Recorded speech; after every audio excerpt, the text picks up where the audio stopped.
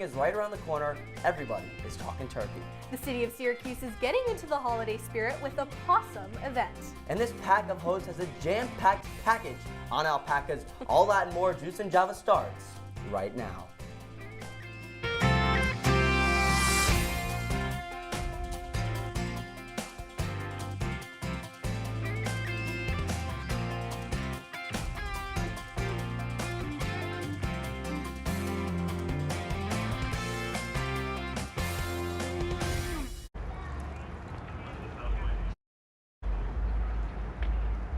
Juice and Java. Well, big news last night for the SU basketball team with the addition of Keon Anthony to the team. The SU football and men's basketball team take the field in court this afternoon. Here to tell us more is our very own Caitlin Campbell, live from the JMA Wireless Dome. Caitlin, how's it looking? Hey, good morning, guys. That's right, at the Dome, everybody is starting to line up here at the gates and get excited for the game today. It's tipping off at around 1 o'clock or so. You can kind of see behind me here that people are starting to get through those gates. There were way more fans packed a little bit here earlier, kind of starting to take pictures in front of the new gate and just share that camaraderie. And we talked to SU fans about why they're so excited for today's game, no matter if it's a win or a loss. It's all about school spirit. It's all about maintaining the unity of the university, and whether or not the teams win or they lose, there has to be a cohesiveness amongst the student body.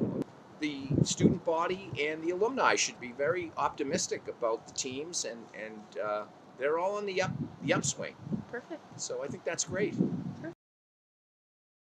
Now, Syracuse is going into this game 2-0, but they did only lose just a few short. They only got that last win over Lemoyne by just 2 points. Now, they're playing Youngstown State today, but hopefully with the announcement of Keon Anthony coming to Syracuse, the Dome is filled with excitement to support the Syracuse Orange. I'll send it back to you guys in studio. Sure does look like a fun day in sports, Caitlin. Thank you so much.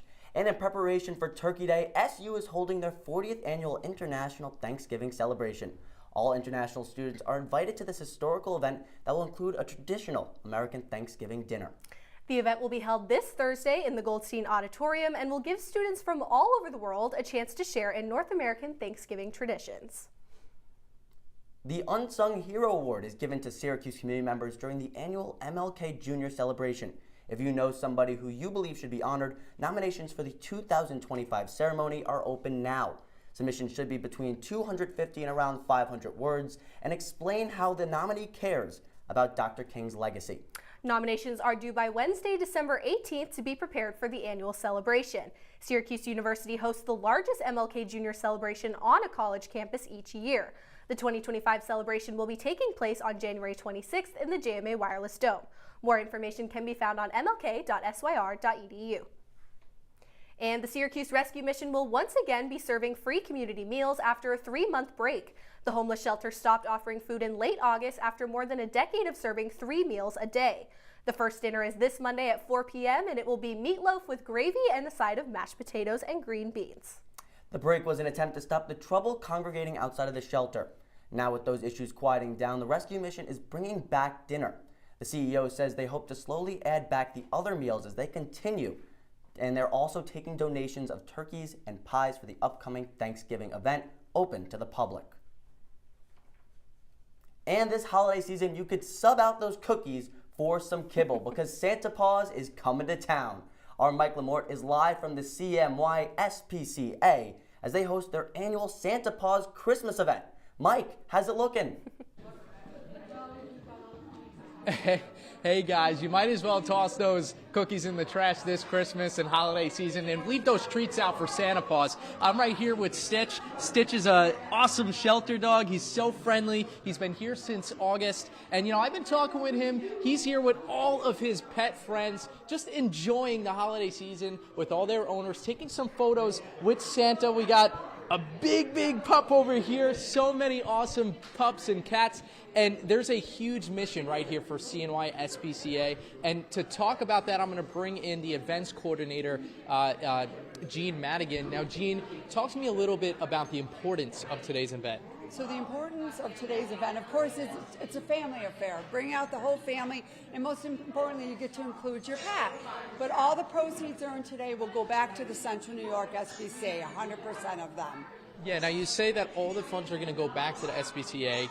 One thing I wanted to highlight is that during this holiday season, recently there's been an influx of the amount of shelter animals. Has there been a struggle to provide all the resources for them? Sure, there's always a struggle, and there's always, it's very difficult to care for all of them, too. We only have a certain amount of staff, so we all have to just pitch in. We've got great volunteers that help us out, but there's always a struggle. Everybody knows how expensive it is to take care of an animal. So. Well, thank you, Jean. And with that being said, bring your animals out here. Not only will you get some holiday photos, but the donations will be going to a good cause to help these shelter animals. Right here at SPCA in Central New York, Mike Lamort for Juice and Java. Guys.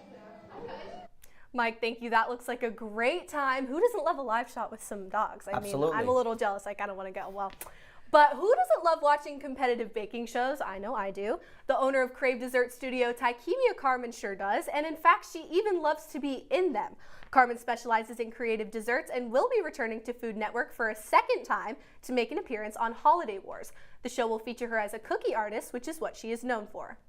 The episode is airing tomorrow night at 9 p.m. and will show 9 teams of dessert artists competing in holiday-themed challenges.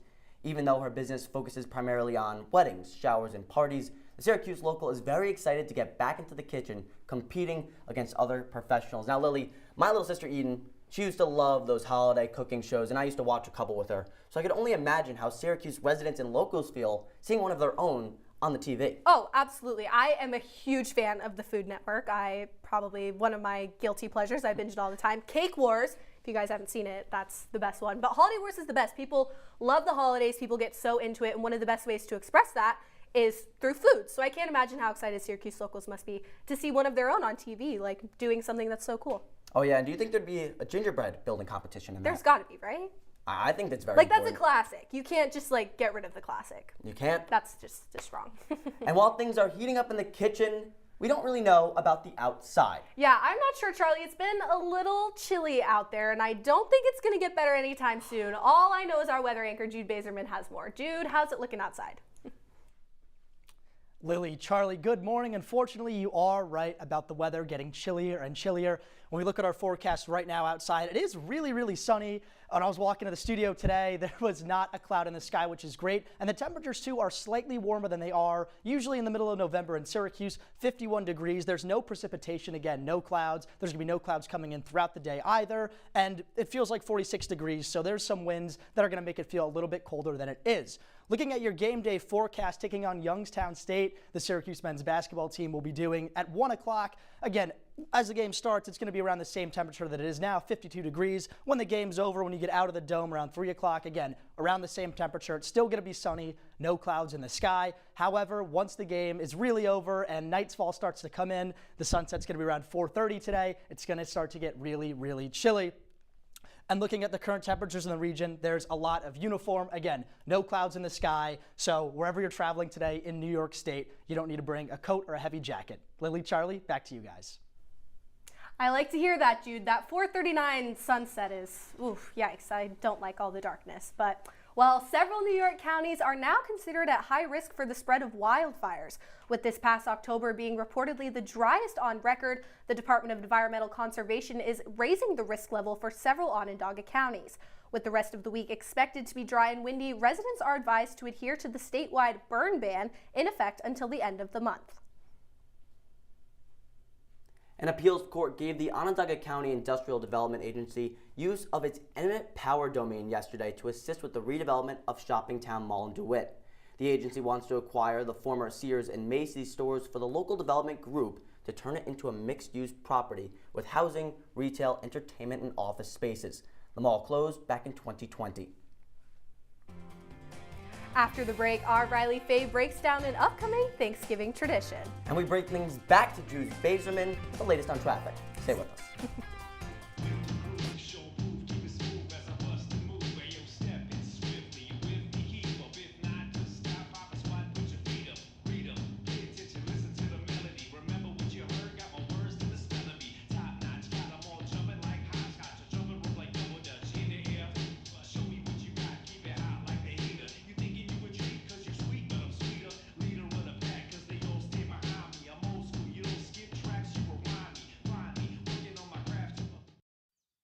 Jason, let's go see your room.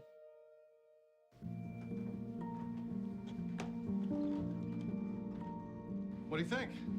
We kept it a little spare, so you can decorate it how you like.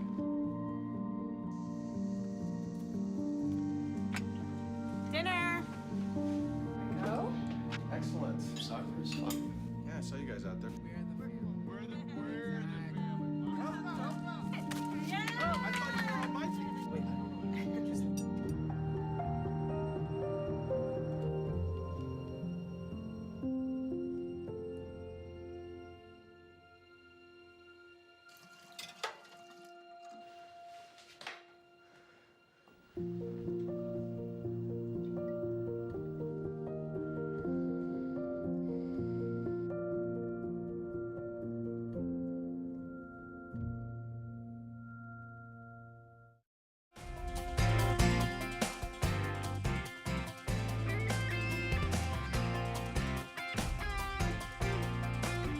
Welcome back to Juice and Java. Well, Thanksgiving break is right around the corner, and our entertainment reporter Riley Faye has the latest on everything Thanksgiving. Thanks, guys. We're still 12 days out from Thanksgiving and my favorite event, the Macy's Thanksgiving Day Parade. The parade returns for the 98th year, and according to Macy's, there will be 11 marching bands, 32 balloons, 34 floats, and a variety of performances. This is making it the biggest parade yet. You can expect performances from Dan and Shay, Dasha, and the Temptations. This year there will be 6 new balloons, including Minnie Mouse and Spider-Man. And these new balloons have set a record as the first Macy's Day Parade that will feature 3 female character balloons, including Extraordinary Nora and the Elf on the Shelf, Minnie Mouse, and Gabby from Gabby's Dollhouse. There are also new floats and balloonicles, which are balloons on bicycles, featuring different characters and products. Now, you're currently watching Juice and Java, but in the parade you can expect the new tri-balloon called Locks in Java. A tri-balloon has a human on the front of a bike and the balloon on the back. In this case, the balloons will be a bagel with lox and a cup of New York coffee. Now the balloons, floats, and celebrity appearances all lead up to the fan favorite of Santa Claus, who reminds people that although the day of the parade is Thanksgiving, when they wake up the next day, November 29th, it will be all about Christmas.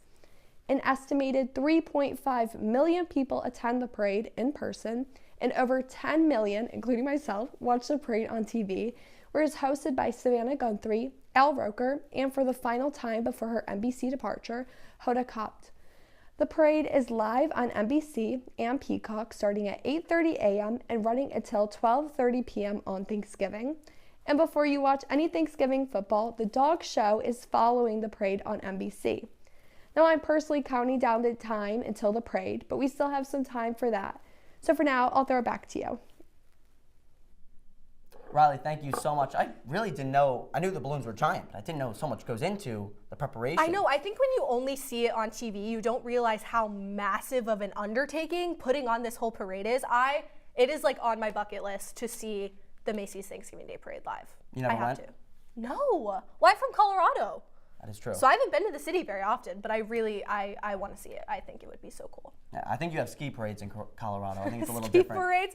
Well, not quite. We do have some parades, but nothing like Thanksgiving. Absolutely. In New York, yeah. And there's also nothing like game day, which is going on right now. And that means a lot of people here on campus are near the Dome, which could mean traffic. Our Jude Bazerman has the latest. Charlie, Lilly, everyone's excited for game day today to see our Orange take down Youngstown State, but at the same time, that means there's going to be traffic, not just with people walking around campus with the influx of fans coming from everywhere in central New York, but also on the roadways.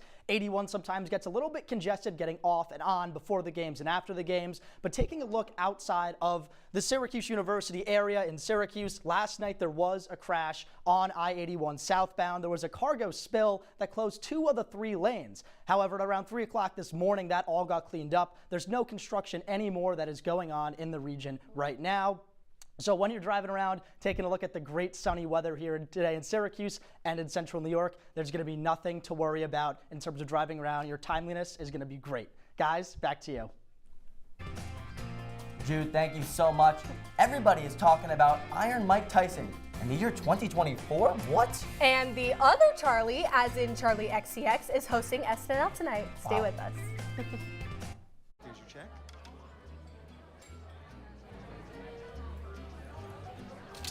Oh, you got it. You know, since I got rid of my car, I really enjoy walking. Okay. God, no. Getting pulled over for buzz driving could cost you around $10,000 in fines, legal fees, and increased insurance rates. Oh, you're home early. You live with your mom? That'll set your game back a few years. Buzzed, busted, and broke. Because buzz driving is drunk driving.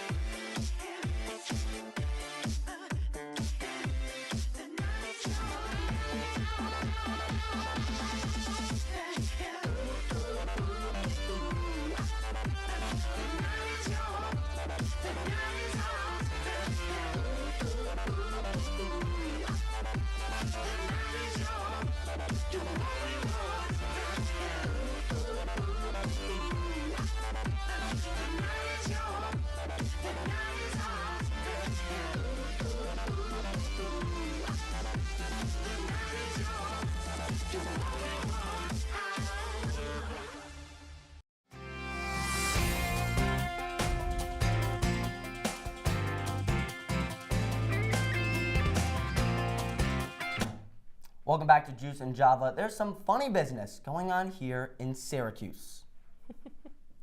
Well, if you love stand-up comedy or actor/comedian/podcast host Sebastian Maniscalco, you have one more chance to see his It Ain't Right tour in upstate New York this fall.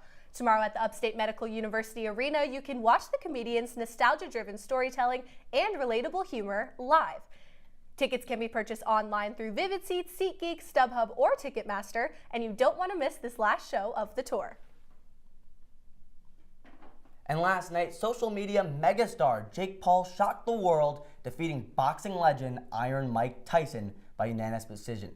The match was 58-year-old Tyson's first professional bout in nearly 20 years. The fight, which lasted 8 rounds, was highly publicized and delayed multiple times.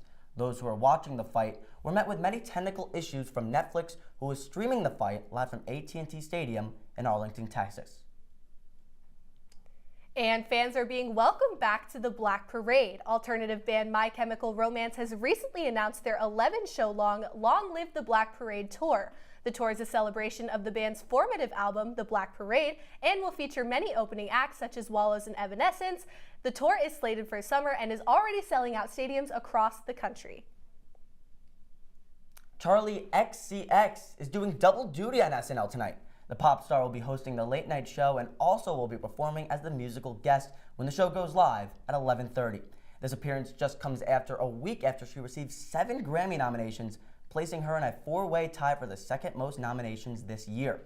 This includes Record of the Year and Album of the Year for her record song Brat and 360. I am so excited for Charlie XCX on SNL. Well, I don't know a lot about her, but I know a lot about the Brat and really the graphic that's all over social media. That's exactly what I was referring to. Brat Summer. It was a Brat Summer, and now it's a Brat Fall. And so we have Charlie XCX on SNL. I'm obsessed with her. I love her. What does it mean to be a brat? Well, you're not a brat. You're just brat, and it's like you're just a cool girl. Okay, so it's and like you just you get it. You're hip you with it. You get the vibes. You get it. You get it. You just get it. Okay. If you get it, you get it. Did you watch the fight last night? I did watch the fight last night. It was really not as exciting as a lot of people thought it out to be.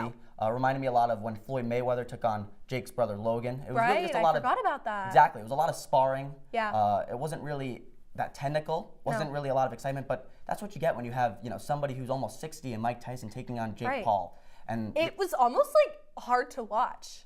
I had to look away sometimes. I was like, God, you see this sweet old man getting hit by this 20-year-old kid in $1 million shorts. It's obviously it was all kind of staged and scripted, but I mean, it was still fun to watch. Well, I wouldn't call Mike Tyson an old man, but I hope he's not watching this. Sorry, You Mike, wouldn't I be love in- you. I yeah, love you. You'd be in But pretty he's bad getting shoes old. there. He's getting old. There's a 30-year age difference between them. It's crazy. It is. All right, well, when we come back, we were fleeced to make some new friends this weekend. We bring you along to our trip to the Syracuse Alpaca Show right after this. Well, Thomas, you've got pre-diabetes. But with more exercise and a change in diet, it can be reversed. I've tried exercising. It just makes me hungry for bacon.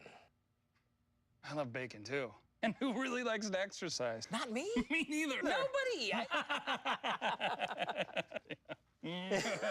So we're good? What? Oh, you still have pre-diabetes. Big time.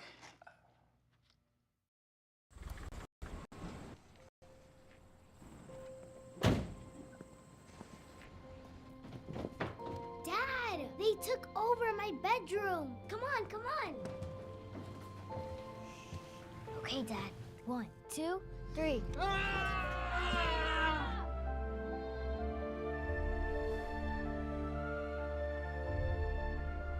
Dad!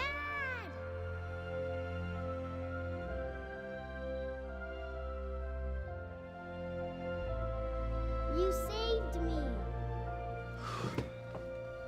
Dad? Are you okay? I'm fine, dear.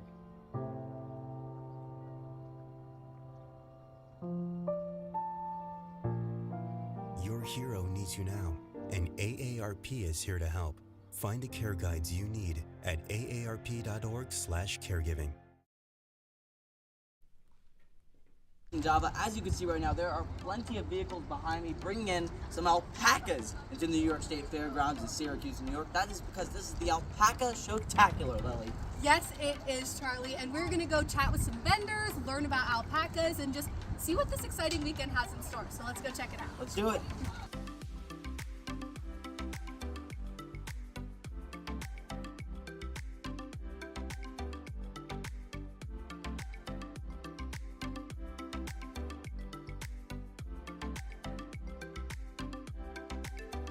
All right, now we are here right now with one of the event planners of the Alpaca Show, Nikki Adicott. Nikki, such a pleasure to be talking to you today.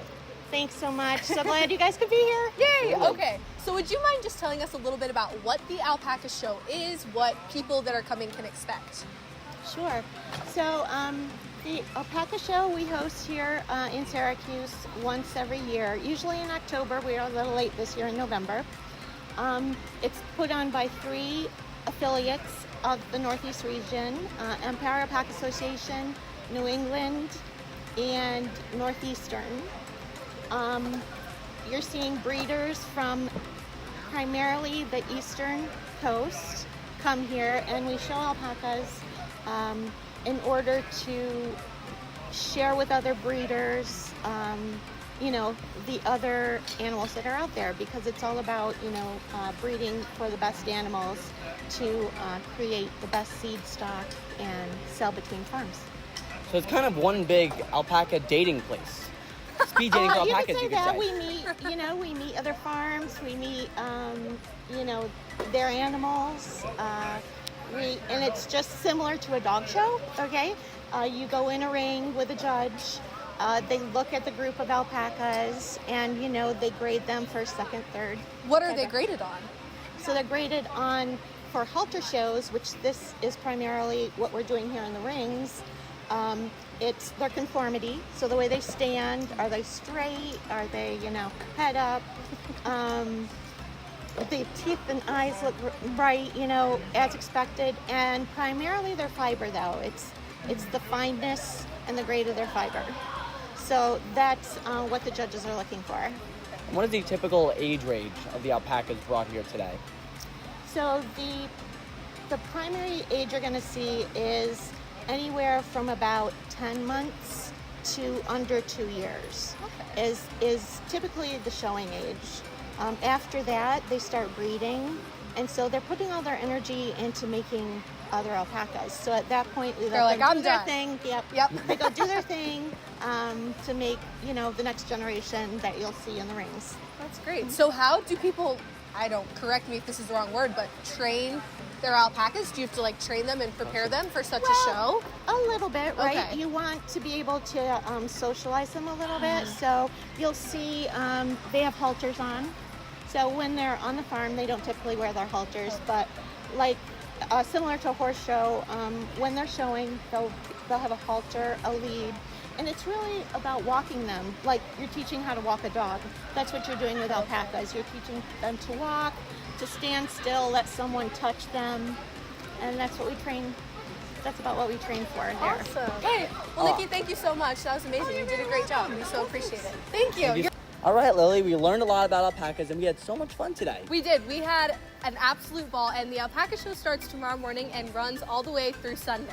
All right, in the meantime, we'll see you back in studio.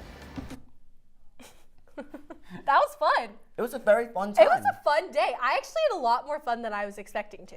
I didn't know anything about alpacas. I just thought they were bigger sheep, kind of with longer necks in a way. Right. But I learned a lot. It was really cool. Yeah, we did. And especially, I think the craziest part to me was that the alpacas at the show were just babies. Like all of the ones that we saw were so young. They were like under, what did she say, 2 years old? Yeah. And they live to be how old? Do you remember?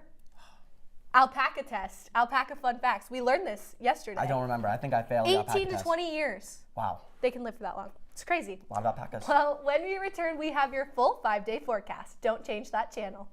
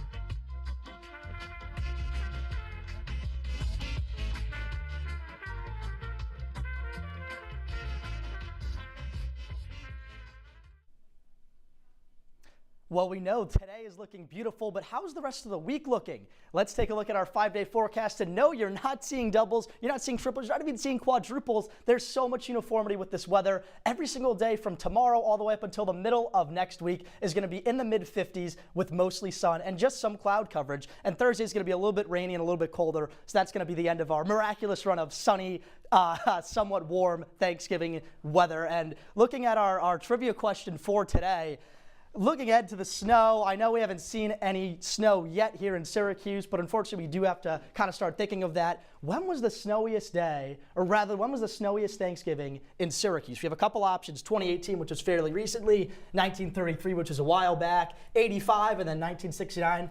Lily, I'll go to you first. What do you think? Oh, God. I don't know. I feel like recent years it hasn't been snowy. So I'm going to go C, 1985. Charlie, what do you think? Yeah, I agree. I think climate change would be a big factor in that. So I'd go with the oldest answer in 1933. Lily, I got to say, that's a great guess. 1985, it was 5.5 inches of snow on Thanksgiving Day. Wow. I mean, I'm sure that we won't really top that this year, but you never know. I guess we'll see. I'm ready for snow. I miss the snow. Your take. I had the same reaction as Charlie. We're in the city of snow. That's cool. Paris is the city of love. Syracuse is the city of snow. Syracuse should be the city of, sitting in a nice fireplace. Yeah, you're right. Good point. Well, and even more news. Today is National Fast Food Day. And, well, I guess we could just talk about some of the major fast food changes. I got to know.